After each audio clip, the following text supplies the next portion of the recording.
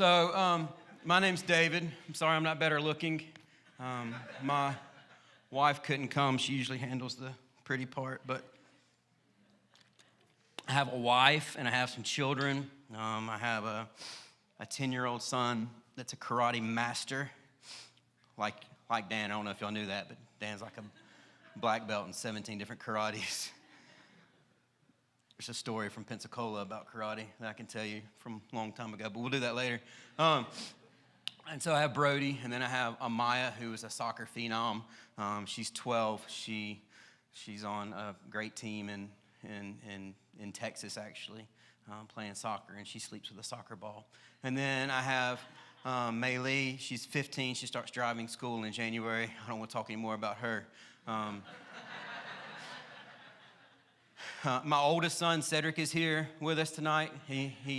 Or today morning. I don't know what time it is. But he's here. He made it over. He goes to college at App State. I didn't think he'd make it because it's a Sunday morning. Last night was Saturday. Y'all do the math. And so he's here, and I'm grateful to have him with me as well. My wife and I planted a church in Mexico about 2 years ago. The name of the church is Algo Más. It's Spanish for something more. About 4 years ago, my wife and I were in student ministry in Hendersonville, North Carolina, at a church there, and we were just loving the life that God had called us to, doing ministry and being involved. And we had been going to this little place in Mexico called Juarez for, a long time. We started going back in the 1900s, and when we were in college, and I don't know why that's funny. But we started going back then, and we worked with a group building homes for families in need.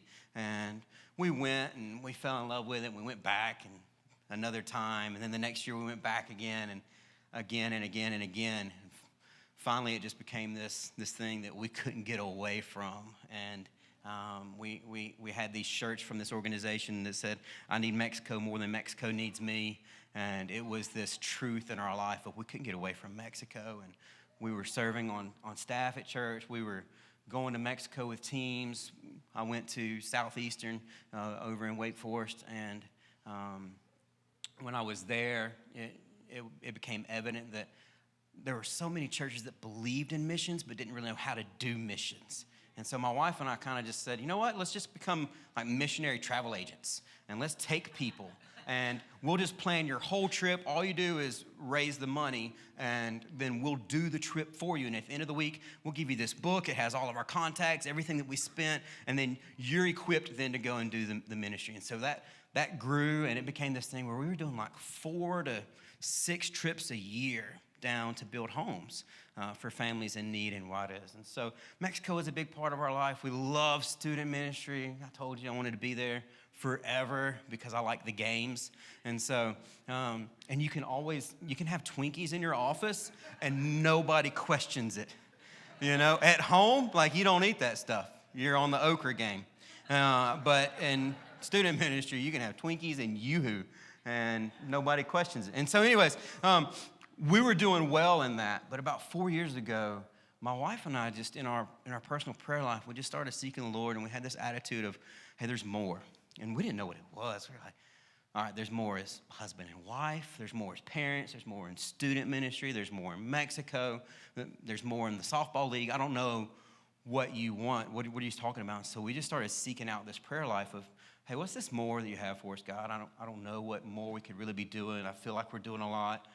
We had people living with us. We had adopted my sister-in-law and her kids into our house, and we were helping them through life, and we were slammed. And then God's like, hey, by the way, there's more.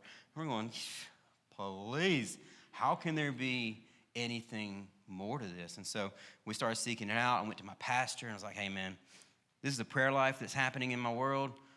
Would you join me in it? And he said, absolutely. We told some family and some friends, would you pray with us in this? We don't know what this means for us. We don't think we're moving. We're happy where we are, but we're supposed to do something. I don't know, maybe start a T-shirt company or something. And so we were praying through. Well, we had this 3-week window where we were going down to Mexico. We were going to meet a team, build a house, and then we were going to take a week as our family and just visit families across the border that we had known forever. and then another week of building. But on the in-between week, my wife and I were like, hey, we should probably do the Christian thing and pray while we're here about this whole there's more stuff. And so we stopped in this little vacant lot in Juarez, Mexico, and we started praying, and we were just saying, Lord, what's the more for us? If there's more in Mexico, let us know. Okay, bye. And we tried to make it quick because I really didn't want more in Mexico. I didn't think there was more for me there. And Juarez is really hot, and it's another language, and I would have to move. We had just built our dream home on top of a mountain in Asheville, and so it was fantastic. Life was good, and we were just trying to honor the Lord by covering our bases, so to speak. We went and we visited a few families that week across the border, and in one of our meetings, this lady was like, hey, can I ask you some questions about the Bible? And I said, yeah, sure, let's talk. And we started talking, and my Spanish was like, I could order really well, and I could cuss a lot. So we're trying to have this conversation. My wife's over here with Google Translate, and I'm going, shh, I hope this is working. At the end of the conversation, like 4 hours later, like we went from everything from tattoos to baptism to, I don't know, it was all over the place. You can't cut the sides of your beard and stuff like that. And so we went all through the Bible with this lady, and at the end of it, she just looked and she goes, we need you to have a church here. And I went, you don't need me.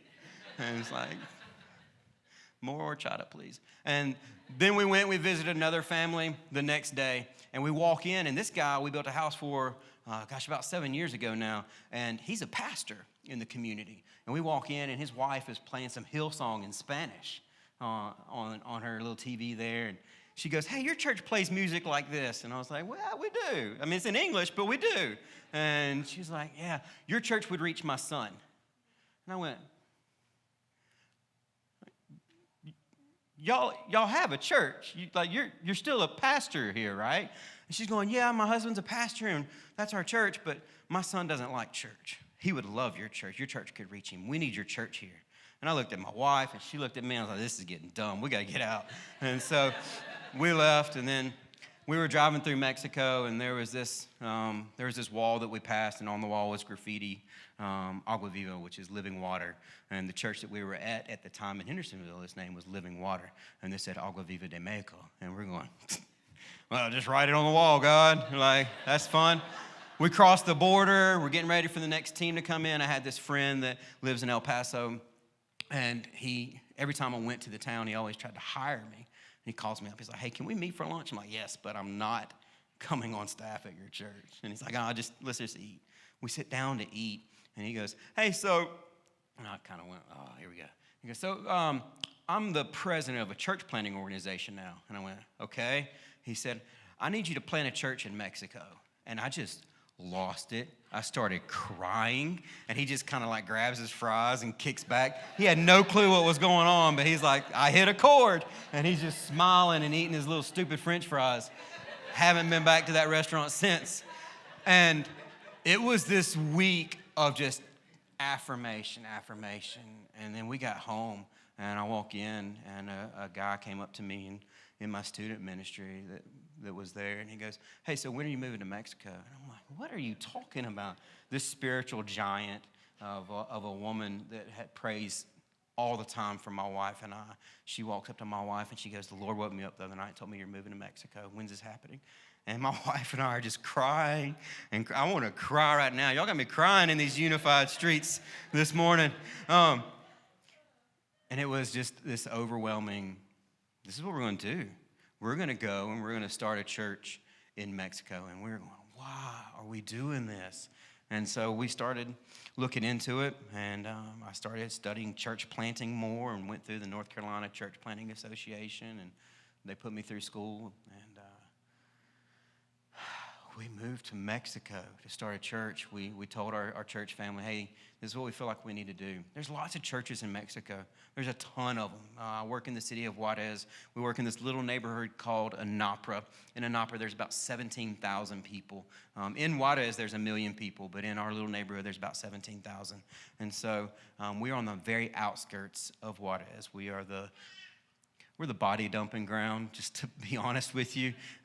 That's our city was built on a landfill, and it's the poorest neighborhood in Juarez. The rest of Juarez is afraid of our neighborhood, and it's just this city that's been developed. It was people that came in and started doing squatting rights, and they came in and they started building houses out of trash, out of pallets, out of mattresses, out of old doors, whatever they could find, and they made homes out of it. And then eventually this other group came in that we partner with called Casas por Cristo, and we started building houses for Christ, and we started building homes for these families in need, and they've built thousands of homes throughout Juarez, and specifically in this little neighborhood. And it eventually became so developed that the rest of the city couldn't ignore it. They put a street through the middle. They actually now have water and electricity like 4 out of 7 days a week. And it's a real city now, but it's still the poorest. The average pay in a week is about $40 a week. It is a good paycheck. We have a friend that works 12-hour days, middle management in a factory, and she brings home about $40 a week. And so that's where they're sitting in that. It's one of these things that, I was talking to Dan, and I was just saying it's kind of this ragamuffin neighborhood. It's the hood rats of Juarez, and you don't go out after a certain time. My wife and I saw somebody get shot the other day at the stop sign, and so it's the hood for sure, and it's something that we never imagined doing, and we knew what we were walking into to a degree. We were familiar with the place. You know, we've been going for like 20 years, so we have an idea of what it looked like. We had an idea what we were stepping into, but then we loaded up our 3 small children and moved across the country into this place and started this church. And when we did it, we had this young couple that said, hey, we want to go with you. We're like, you're crazier than we are because we don't know what we're doing. Like, I'll put my own life in danger, but who are you? And they came along with us, and my wife looked at him and said, that's cool. You're going to play guitar and you're going to sing. And neither one of them did either of those things at the time. And my wife just had this moment of prophecy over their life, and now they're our worship leaders, and they're fantastic at it. We moved to, I guess, a little over 2 years ago, we moved down, and then we all went to language school in Guatemala, this little place called San Pedro, and it's on this lake. It's a beautiful spot in Guatemala, and we studied Spanish, and now I stand and I teach in Spanish, and they sing in Spanish, and we have an English service that we do as well. There's a large group of deportees that are in our community that grew up in the States and have since been deported, love the Lord, and want to hear it in English. And so we have an English service that's happening, and our church is growing like crazy. We moved and we thought, how are we going to do this? What are we going to do? And we had all these plans in place, and we got there, and a month went by, and all we've been doing is visiting families, and finally we're like, we need to have service. Let's just have a service. It's like a Band-Aid. You just kind of got to rip it off and jump into this thing. And we're like, let's just do it, and that'll kick us going. And we did it, and 44 people showed up. And we were going, what in the world? The average church in our neighborhood has about 16 people. And we had 44 people come to our first service, and we were going, wait a second. Like, this is just because they thought we were giving out cookies or something. It's that first time kind of thing. Like, it'll be fun today. We'll see what happens next service. Next service, they came back. And then they came back, and they came back. And we're currently running about 80 people in our church services. And so for our little hood rat neighborhood, we're kind of a mega church. And, nothing big. We rent a bar for our church.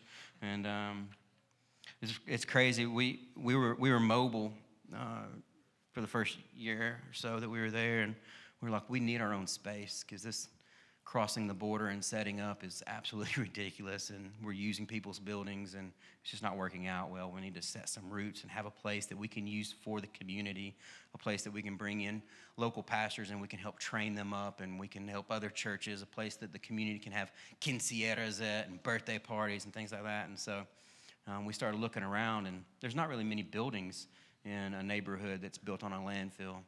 But we had this one place that was kind of shut down, and it'd been shut down for a while because there were some murders at it. And so they closed. It was a bar, and 5 guys got shot there, and they just shut the doors. And they didn't want to rent it to anybody. They didn't want to sell the building or anything. And since we moved into the city, we drive past it all the time, and I'm going, we're going to do worship there. We're going to do worship there. We're going to do worship there. And I just, my staff just kind of started, sounds cool when I say my staff, me and 3 other people, we started just kind of claiming it, that's where we were going to have church. And we drove, we lost the place that we were using, and we were homeless. And we met on a basketball court for service, and we needed somewhere to go. Winter was coming. We're like, what are we going to do? Because believe it or not, the desert does have winter. And we drive past this place, and there's a poster board out front that says for rent. And we call the number, and the guy rents it to me the next day. And it was this bar that had been closed down. And we go inside, and literally the event that closed it happened, and they just kind of shut the doors and walked out. And so it was the scene from the night is what we rented. And we got in there, and we cleaned up the place, spruced it up, and now we have this place that was known as a place of death that's seen as this place of life in this community. And it's this beautiful story for what Jesus can do in our community. And so it's fantastic. I was telling Dan that I kind of feel like we should rename our church from Algo Moss to just the Church of Zacchaeus. And we have this group of people that's kind of this outcast in the community. I have an associate pastor that lives in another community that can't get people from his neighborhood to come to church with us because they won't enter our neighborhood. And it's one of those things that we're like, this is just dumb. Like, what in the world is happening here? We can't do small groups because people won't go to each other's homes because we have this thing called the cartel. And if my neighbor is in the cartel and I go and I knock on my neighbor's door and I invite them to church, somebody else might see me visit them and associate me with the cartel, which now puts my family in danger. So we live in a city where all the neighbors are afraid of each other. And they don't want to talk to each other. And they're just like, no, that's a bad dude. Why is that a bad dude? He's got tattoos. Oh, okay. Well, we'll stay away from him then, I guess. Oh, that's a bad girl. Why is she a bad girl? She wears pants. Oh. Yeah, I'd call her bad too, stripper. And so, but this neighborhood, we have a community of Zacchaeus. And so I want to look at that story with you guys just a little bit today. I promised Dan that I would use some scripture today, so I want to look at that with you. So in the book of Luke, chapter 19, Matthew, Mark, Luke, if you hit Revelation, it's up there. Look at that. Luke 19. If you hit Revelation, you're too far is what I was going to say, but y'all already beat me. Luke 19 and verse 1, it says, Jesus entered Jericho and made his way through the town, and there was a man there named Zacchaeus. He was the chief tax collector there in the region, and he'd become very rich. He tried to get a look at Jesus, but he was too short to see over the crowd. So he ran ahead, and he climbed a sycamore fig tree beside the road, and Jesus was going to pass that way. When Jesus came by, he looked up at Zacchaeus and called him by name. Zacchaeus! Hey, he said, quick, come down. I must be a guest in your home today. So Zacchaeus quickly climbed down the tree and took Jesus to his house in great excitement and joy. But the people were displeased. He's gone to be the guest of a notorious B.I.G. sinner. They grumbled. Meanwhile, Zacchaeus stood before the Lord and said, I will give half my wealth to the poor, Lord. And if I have cheated people on their taxes, I will give them back 4 times as much. Jesus responded, salvation has come to this house today, for this man has shown himself to be a true son of Abraham. For the Son of Man came to seek and save those who are lost. A church of Zacchaeuses. Starting our church has been one of the hardest things that my wife and I have ever done in ministry. Moving from our family, our dream home was just built. I had a church family that I'd been serving in for like 7 years. We had friends. It was common. We moved from all of that, and we walk into a culture that is not our own. We start speaking a language that is not our own. We don't look like everybody else that's there. I get pulled over all the time because I'm white, and I keep $5 on my visor to pay off the police. And all of our vehicles have $5 clipped to the visor for that specific reason, because they just want your money. And so moving to this culture and starting a church has been one of the hardest things that we've ever done. But I think the thing that has been the most frustrating for us is the borderline.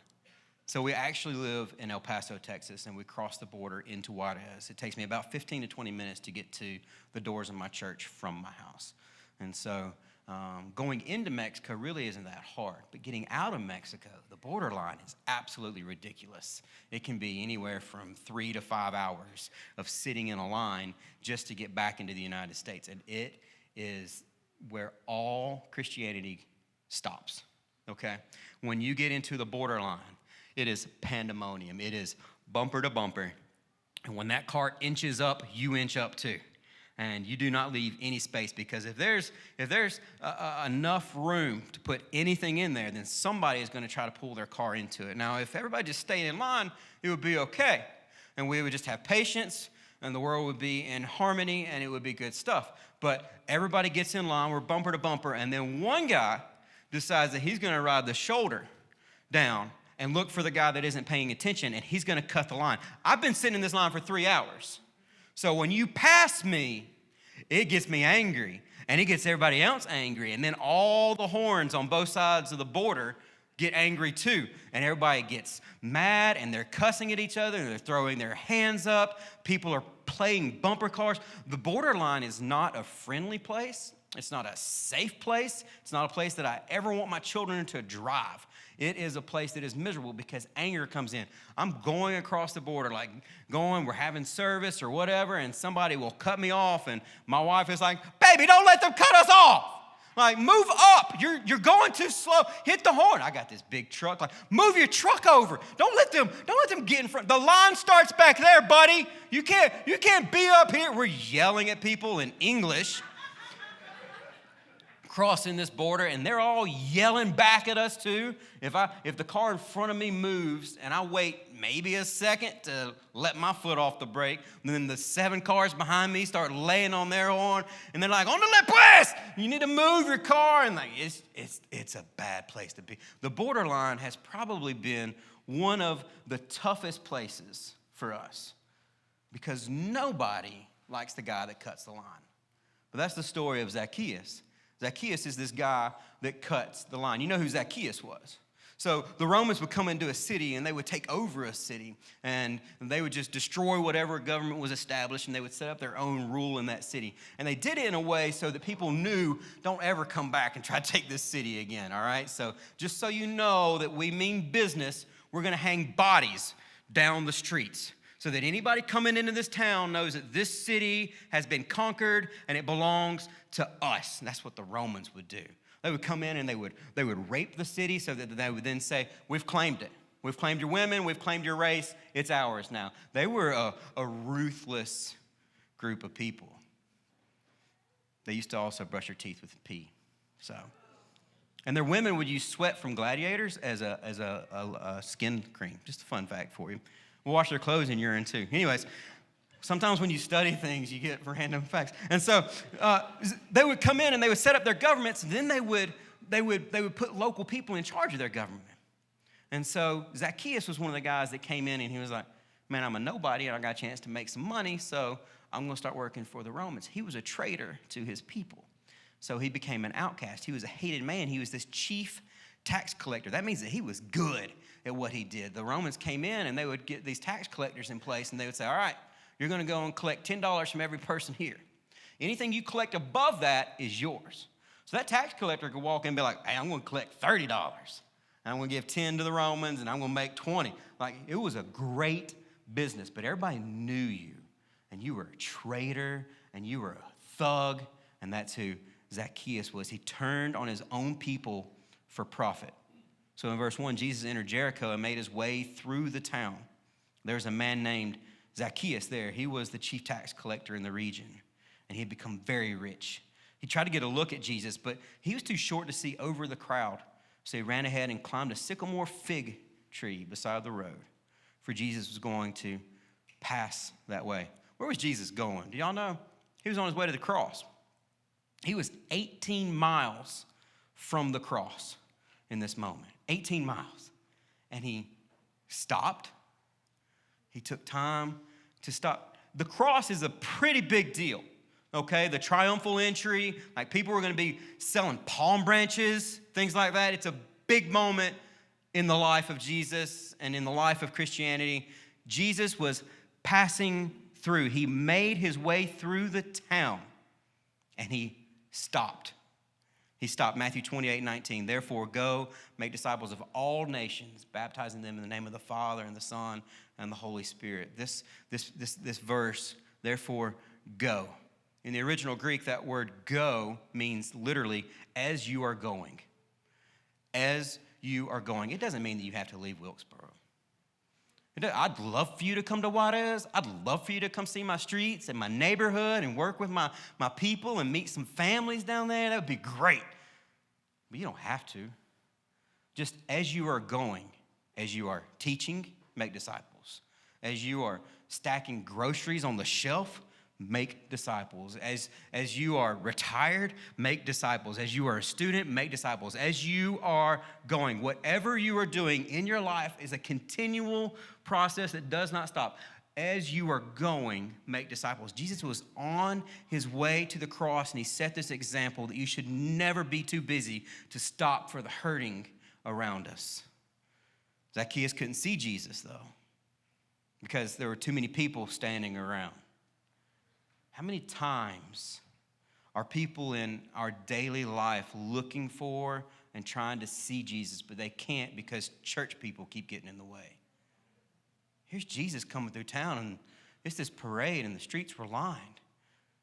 People wanting to see Jesus, and Zacchaeus couldn't see him because church people were in the way. We do that. We shadow Jesus sometimes because we want to put rules on him. We condemn people in their sin instead of meeting them in their need. And what we do is we say, well, you need to clean up before coming to Jesus. Where I'm at, there's a lot of churches that women can't speak in the church. Women have to keep their head covered, have to wear dresses. I'm not allowed to wear shorts because I'm a pastor. I'm like, bro, it's 112. I'm wearing some shorts. I can tell you that much right now.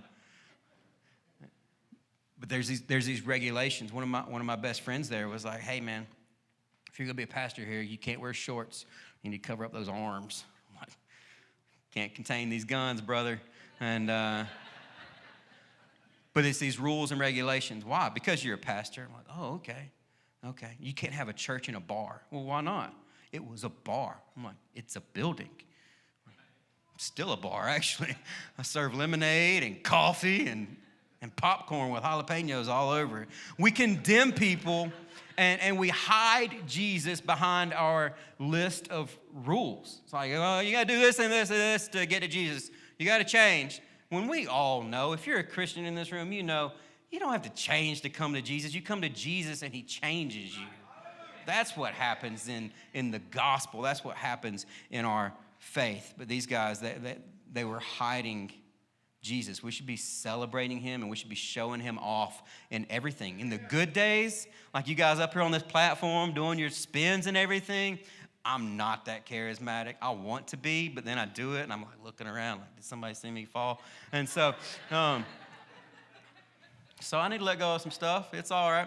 But you're celebrating Jesus. You're excited, and you're celebrating. But what about when your mom gets cancer? Are you still celebrating Jesus in that moment? What about when you lose that job? What about when a child dies? Are we still celebrating Jesus? I was stuck in a Denver airport for a long time this weekend, and I was sitting next to this woman, and I said, hey, how are you? And because I'm an idiot, and I start talking to anybody, and I start talking to her, and she just cries when I ask her how she is. I'm like, oh, I'm so sorry. It's been a long day for everybody, I know. And she goes, I'm trying to get home to bury my mom tomorrow. And I went, oh gosh, like really, I'm a jerk. I'm so sorry. And I start talking to this woman, and she's just trying to fly home to bury her mom, and she's stuck in this airport. And I just start sharing with her, and I'm like, listen, Tomorrow's going to be a day of celebration. Whether you're able to be there or not, your family is going to get to celebrate your mom. And you get to continue to celebrate your mom through the way that you live your life from this moment forward.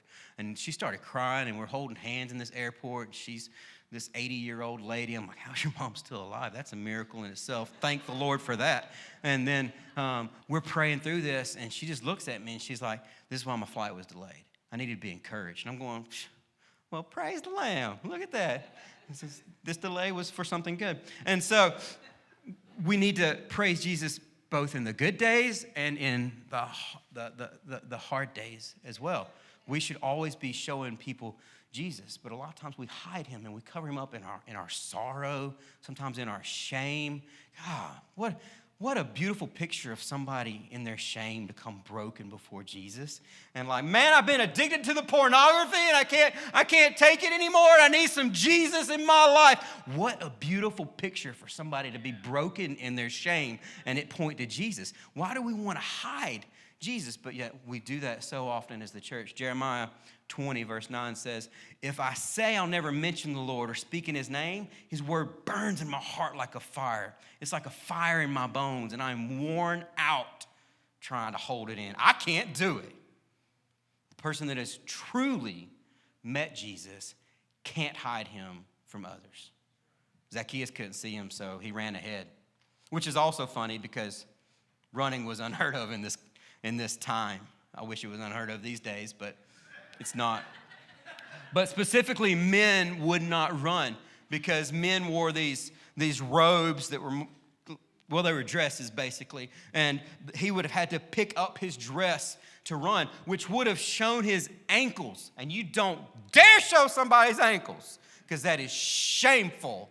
And it's horrible, and it's degrading to that person. That's what this culture believed. So for somebody to run in this time period, especially somebody like Zacchaeus, because running signified that something or somewhere was more important than you and where you were. Well, Zacchaeus was the chief tax collector. Nothing more important than him. Now he's running. He's lifted up his skirt, and his ankles are showing, and he's running. This is a picture of what is going on. Kind of moment. We look a few chapters back in Luke and we read the story of the prodigal son. And what does the father do when he sees his son? He runs to him. He runs to him. And that's just a picture of our Father in heaven running to us. So God, our Father, becomes undignified as well. Zacchaeus runs. You know this drew some attention. All right, because he's working. He's chief tax collector. He was always on duty. He had his bag full of books and notes and scrolls of who's paid taxes and what have they paid. And if I run into Billy Bob on the street, I got to collect because he hasn't paid in a few weeks. So he was always working. So he's carrying his work bag, holding his skirt up, and he's running. And then he climbs a tree. Like if things weren't awkward already. Man in a dress with a gym bag running through town, and he climbs a tree. Have you ever climbed a tree with a bag in your hand? You can't do it. So I imagine that he had to throw his bag down and climb that tree. And some of you need to drop your baggage and get to a place where you can see Jesus too. Zacchaeus climbs this sycamore fig tree. Now, I'm one of those preachers that believe everything is in the Bible for a specific reason. And it tells us the type of tree, a sycamore fig tree. Now, the fig tree produces this little fruit called a fig, all right? To harvest this tree, this fruit, what the farmer does is the farmer comes out, he takes this little knife and he makes a very specific incision into the center of the fig. And then he leaves it on the tree. That incision allows stuff from the air, I don't know, to enter it and to make it ripen. It won't ripen without this incision happening. So the farmer makes this cut, leaves it on the tree, and then 3 days later comes back to harvest it. I think it's beautiful that Jesus also cuts precisely to our soul and to our spirit to remove us from the place that we're stuck in too. Here's this man, this tax collector, standing in a tree where something has to be cut right to its core in order to remove it, in order to ripen it, in order to produce the fruit that it was meant for. And Jesus comes along and sees him in a tree and says, hey man, let me cut you right now. and bring you out of the place that you're stuck in so that you can produce the fruit that you were created for. Zacchaeus, this thug tax collector, always looking for the next person to throw a tax on, runs by the crowd, slinging his bag, drops it on the ground, climbs this tree. Verse 5, when Jesus came by, he looked up at Zacchaeus and called him by name. Zacchaeus, come down, quick. I must be a guest in your home today. Zacchaeus quickly climbed down, took Jesus to his house in great excitement and joy, but the people there were displeased. He's going to be the guest of a notorious sinner, they grumbled. Jesus saw Zacchaeus. Do y'all see that in the story? Like, you know what Zacchaeus didn't do that day? He didn't climb the tree and start yelling at Jesus. He didn't like start throwing figs at him, which that would have been funny. Like Jesus is walking along, like kissing babies, shaking hands, Hey, how are you? Fig hits him. Anyways, Zacchaeus didn't do any of that, though. He didn't send up a flare gun. None of that happened. He just got to a point where he could see Jesus, and Jesus looks up and sees him. Making his way through the crowd, he stops. As he was going on his way to the cross, Jesus stopped, looked into the tree, and found Zacchaeus, called him by name, which is awesome because it means that Jesus knew Zacchaeus long before Zacchaeus ever knew Jesus. And that's the truth for you too. Then Jesus just invites himself to dinner. That's fun. Then we have the pleasure of reading verse 6. Zacchaeus quickly climbed down the tree and took Jesus to his house in great excitement and joy. Once you've met Jesus, you can't deny it. Once you've met Jesus, you can't hide it. Once you've met Jesus, you just want to have party after party after party. Like, we're not supposed to go around and be like, oh, man, that guy's got a Christian shirt, but he ain't a Christian. That's not our job necessarily to call people out like that. But I do think that it's obvious when somebody's met the Lord and when they haven't. Because when you have truly met the great lover of love, you cannot deny it. Your life does not stay the same. Your life changes. People see it in your everyday, in the way that you talk, in the way that you walk, in the way that you eat, in the way that you fellowship, in the way that you do everything. People will see Jesus in you. That's what he does to you. Jesus called Zacchaeus, and he was so filled with joy that the Bible is specific to tell us that he came down the tree and took Jesus to his house in great excitement and joy. This is a day of celebration. Like this thug tax collector, this guy that was this outcast, this guy that people didn't expect anything to come out of, is now filled with joy and excitement. And the church people complained about it. Oh, welcome to church. How do you just steal somebody's joy? Like, you fun sucker. How do you do that, man? Like, this is my moment. This like if I won the lottery and came in here and was like, hey, Dan, here's 40 mil. And somebody, oh, he played the lottery for that. Like, don't steal our joy. All right? Y'all just got $40 million. And why are you stealing? Zacchaeus just met Jesus in a tree. And he's filled with joy. And the church people complained about it. Have you guys seen all the news on Kanye West? Yeah, sinners. I don't know if it's true or not, but evidently Kanye is a Christian now, and I'm supporting that, and I'm praying for him in that. Praying for his album to get better, Closed on Sunday, you're my Chick-fil-A. Oh, Kanye. People are hitting him hard about it, though, and like coming at him.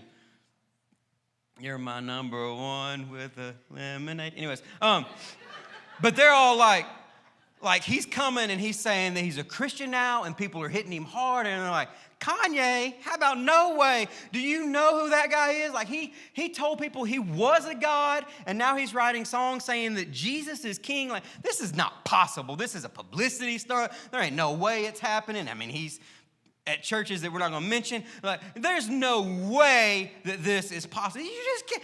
It's not going to happen. It's all over the place, just being bashed. Have you ever read the story of a man named Paul?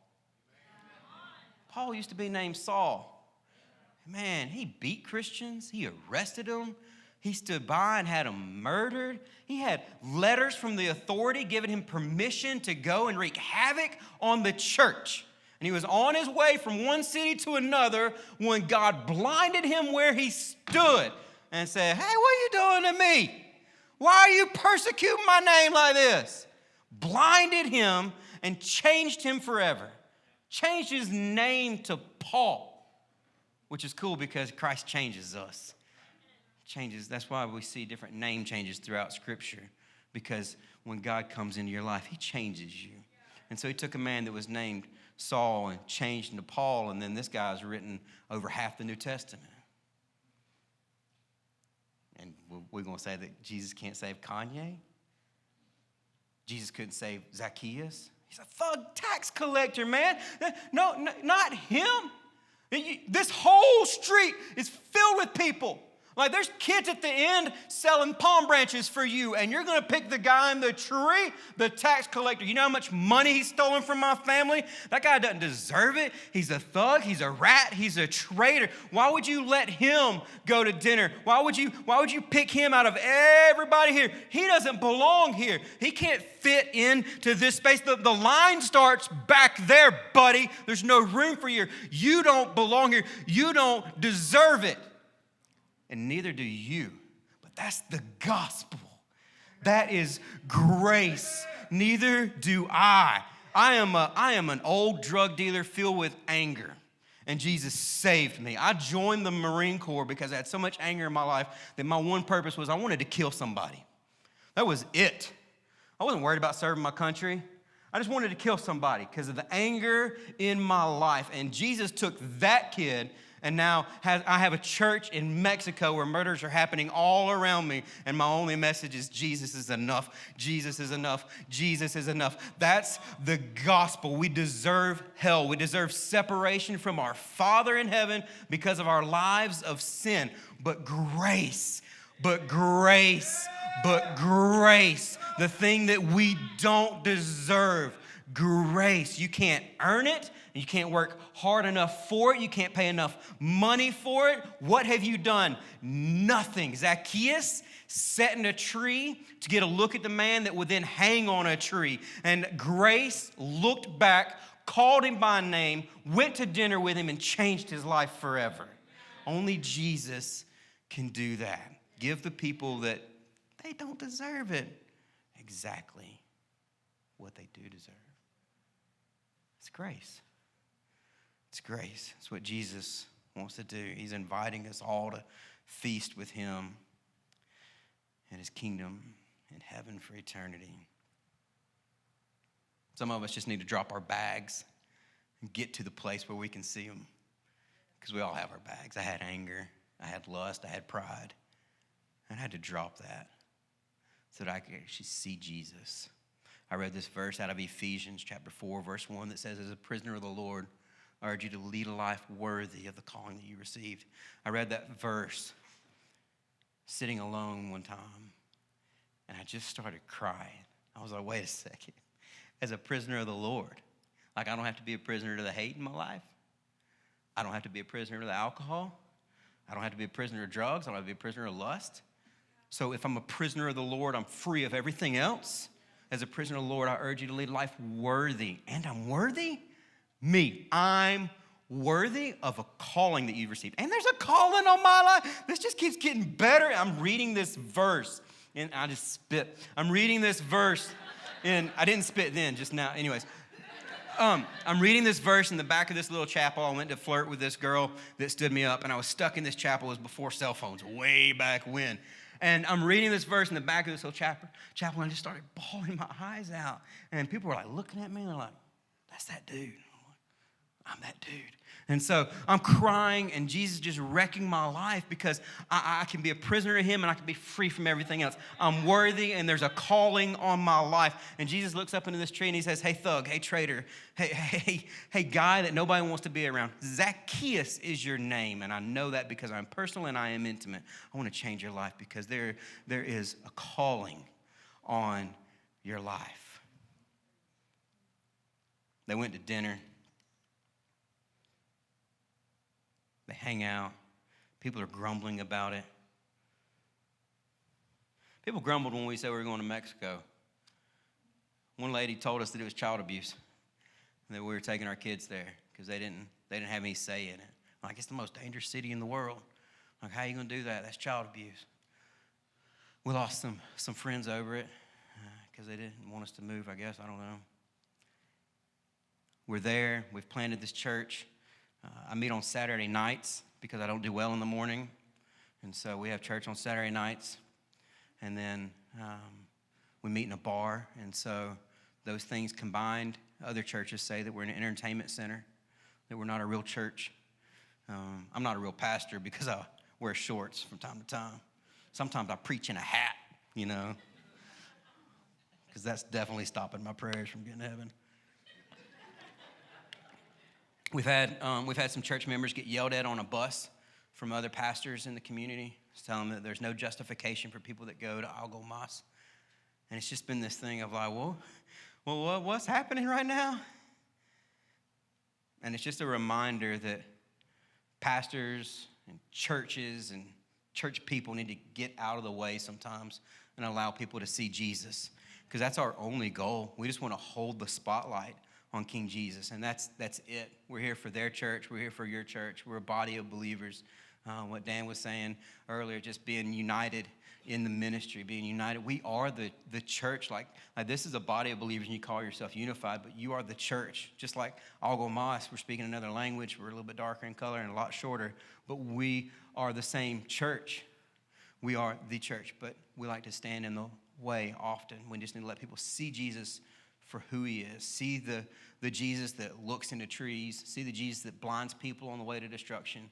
See Jesus in all of his grace and all of his mercy, who lets people cut line and get exactly what they don't deserve. Verse 8 says this. I'm going to finish up, I promise. Maybe. Meanwhile, Zacchaeus stood before the Lord and said, I will give half my wealth to the poor. Lord, if I have cheated people on their taxes, I will give them back 4 times as much. Jesus responded, salvation's come to this home today, for this man has shown himself to be a true son of Abraham. For the Son of Man came to seek and save those who are lost. We don't know what happened in that dinner. That's not written down anywhere, but we know that Zacchaeus stepped out and was like, whoo, I've been changed, and I'm going to give 50% of everything away. Like some of us like to complain about our 10% that we're given. We need to get on that Zacchaeus tithing plan. That'd be a good sermon. That's your tithing message next Giving Sunday, I can tell you that. Zacchaeus comes out and he's like, I'm going to give 50% away, because the joy that led him down the tree then led his life to change. And he steps out and he's like, I'm going to give it away. And if I've hurt anybody, I'm going to give it back 4 times to him. Can you imagine what it would look like to be churches filled with people that were saying, I'm giving 50%? It's a joy to give. Yes, I do need to be there early to make the coffee, but you know what? I'm going to make that coffee with a smile. I'm going to stand in the rain, and I'm going to welcome people. Thank you for coming to church today. We're glad to call this place home with you. You are welcome here. You might not be an outgoing person, but you know what? Lord has filled you up with life, and you're just going to turn around and give that life back to him. It's a joy to stand on this platform. How many hours do y'all stand up here a week practicing songs, writing songs, getting things just right, to come up here and to lead worship for 25, 30 minutes? Is it worth it? Yes, it's worth it, because it is a joy to turn around and say, God, let me give back to you. You've given me everything that I have, and I just want to give it back to you. What if we were a church filled with Zacchaeuses that have been grateful for receiving what we don't deserve, and then turn around to try to just give that away to the world around us? Laws and rules don't change people like that. Only grace does. Only Jesus changes people like that. I was telling you that the borderline is probably one of my most hated things. I should correct that and say it was one of my most hated things. Because after being in Mexico for a little while, we learned about this thing called a Sentry card. And it's this special passport that I could apply for. My whole family went, and we all had to go through interviews. My kids had to be interviewed and everything. And after this processing period, we received this little card called a Sentry Pass. We have 4 border crossings where I live, but there's one border crossing that if you have a Century Pass, you're special. You have your own lane.